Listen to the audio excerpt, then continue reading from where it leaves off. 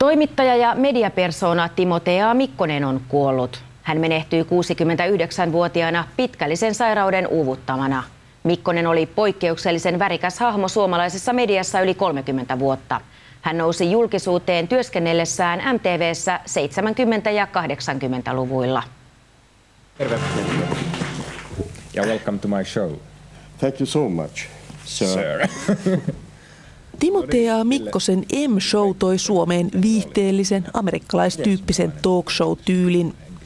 Mikkonen palkattiin 60-luvulla silloiseen mainostelevisioon historiadokumenttien tekijäksi. Siitä alkoi pitkä ja vaiheikas ura, joka jätti vahvan jäljen suomalaiseen TV-ilmaisuun. Ahkera, uutta luova, siis uutta hakeva ja uutta televisioilmaisua hakeva. Ja sitten vahva itsetunto. Welcome to Finland and welcome to Toivotaan ohjelma.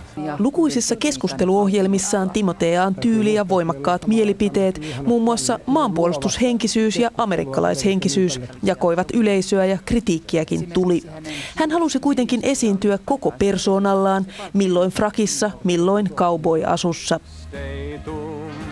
Toimittajan uransa ohella Mikkonen ehti myös näytellä elokuvissa ja levyttää jopa iskelmiä.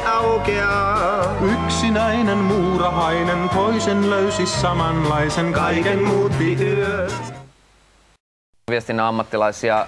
Timotea Mikkonen kuoli eilen. Illalla tuli tämä uutinen. Aikamoinen mediapersona, uran uurtaja. Millaisia muistoja teillä on Timotea Mikkosesta? Legendan mukaan hän toi talk shown Suomeen, sitä täytyy kunnioittaa, ja kertoman mukaan hän oli myös selvittänyt Kennedyn murhaan, joten siitä tietysti täytyy häntä myöskin kunnioittaa. Edelläkävijä, kiista-alainen henkilö, niin kuin kaikki uudistajat Suomessa ovat. Ja yhden nopean muiston voi sanoa, että kerran jouduin MTV:n päätoimittaja Merja Ylä-Anttilan niin sanottuun puhutteluun.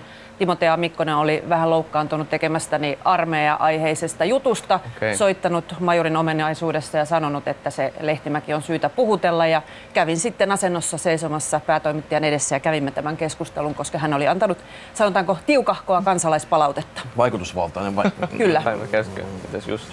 No jos kaveri 34-vuotiaana kirjoittaa omaa elämänkerran, jonka nimi on Takana loistava tulevaisuus, niin ei ihan turha kaveri varmaan kyseessä ollut. Hyvin värikäs persona oli.